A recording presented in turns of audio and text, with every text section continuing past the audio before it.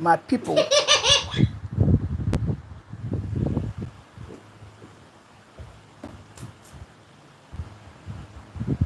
Welcome to Niger News in Niger TV, my people. And yes, this morning, or rather this afternoon, there's a breaking news for that matter, that Tinubu has reversed the 0.5% cybersecurity levy. Now, this reversal came as a response or as a reaction to the serious backlash that one of the presidential aspirant of the Labour Party, which is Peter Obi, gave on his Twitter handle. In that backlash, in that statement, Peter Obi said that Tinubu is now evidently showing his heartless motive to milk the Nigerian people. He's showing his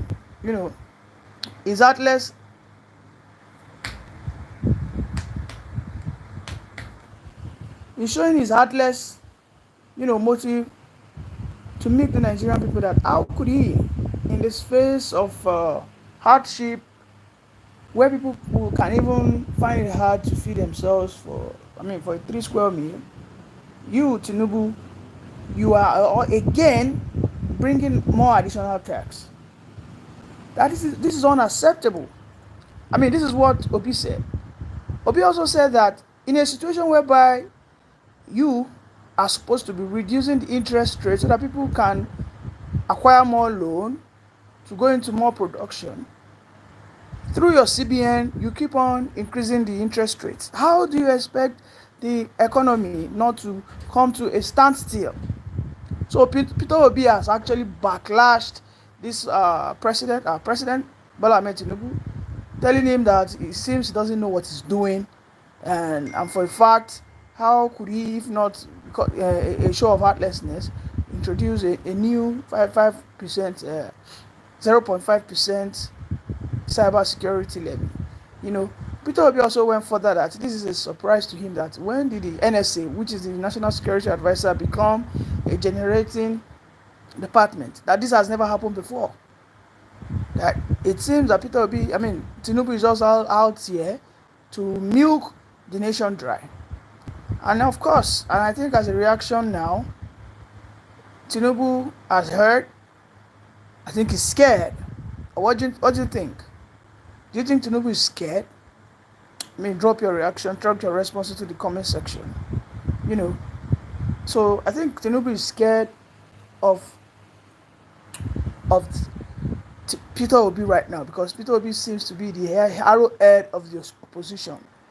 And we would recall that it was immediately after Peter Obi released that memo, we now started seeing our National Assembly members in their own disguise or whatever. They started talking about it. This is against the Nigerian people. Don't forget, it was these same National Assembly members that passed the bill.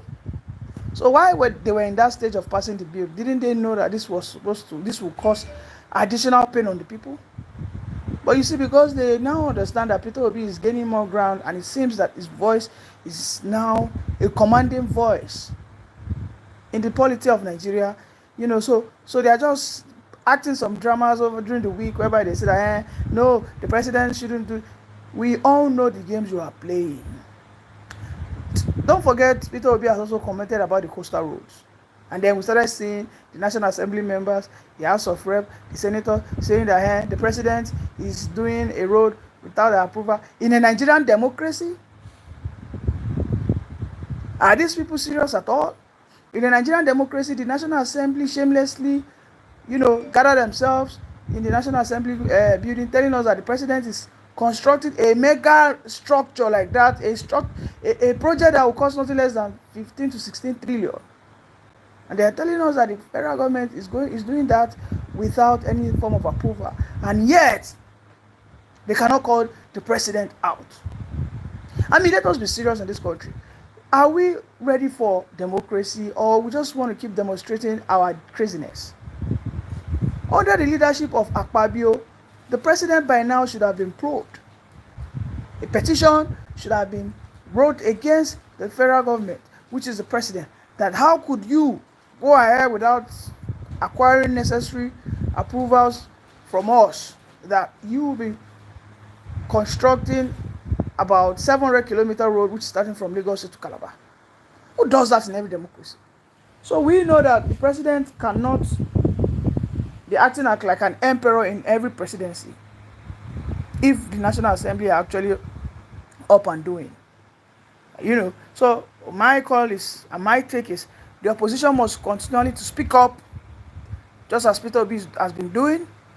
They must remain steadfast. Their voice must be loud, so that they can checkmate these excesses of this current administration. I mean, why the heck should President Tinubu say that he wants to tax us for 0.5%? Do you know what that means? It means that if I am sending 100,000 on my own 100,000, it means that if I'm sending 100,000, 0.5% of that, which is, I think, is it 5,000? Yes, 5,000 is going to Nuhu Rubadu's pocket. This is what Peter Obi saw and he said, no, this is not possible. This is not how government works. A government must first and foremost give to the society before you start taxing them. Nigerians don't have access to cheap loans. Nigerians don't have access to cheap credit facilities. Nigerians don't even have constant electricity. Nigerians don't have good roads. Even at that, we still try to produce in our own little way. The last time we wanted to have something that has to do with the credit facilities, which is called the anchor borrowers, we all saw how, the crooks, the chronics, the cabals, as they are called, within the civil service, how they cornered that money. In collaboration with the NASAL managing director, that money did not get to the farmers' hands. It was the office farmers, the people in the office carrying briefcases, that collected all the money. Now, instead of you to come in and correct all that and ensure that our farmers get access to credit so that they can farm, we haven't seen anything like that. Since May 29, 2023 till date, there's no clear direction. There's no roadmap on how people can access cheap financing. So many people want to go into farming despite the insecurity. Despite the insecurity, people still want to go into farming. But you, as a president, you're not showing direction. Next thing you want to do is place what? Taxation on the poor people. Who does that? Who does that? So I think I'm happy with this new news that the president has actually reversed. We know he didn't do that out of his own consciousness. He did it because a strong opponent, which is Peter Obi, spoke out. And after that, the National Assembly took it up. And here we are today, he has reversed it. So my call and my prayer to the opposition is, you must always put this government on their toes. And when you do that, you remain relevant. And of course, the lapses, the ineptitude, the inefficiency, the incompetency of this government will continually be exposed. You as an opposition cannot be quiet. You as the opposition must always, at every point in time, tackle them. Of course, you must continually tackle them. Because when you don't do that, then our democracy will keep failing. Right? So I think I'm going to end the stream now. Please, if you're just joining us, kindly like and subscribe to the channel. Tomorrow we'll come with on the street responses and reactions of the people to this. At least, should I say, it's the good news. But of course, tomorrow, join us tomorrow very early. We'll be giving you the street reactions on what people think about the reversal and how Peter Obi was able to push Tinubu to do the right thing, at least this time. So tomorrow, once again, do join us in the morning for the on the street Nigerians reaction. Thank you. Bye-bye.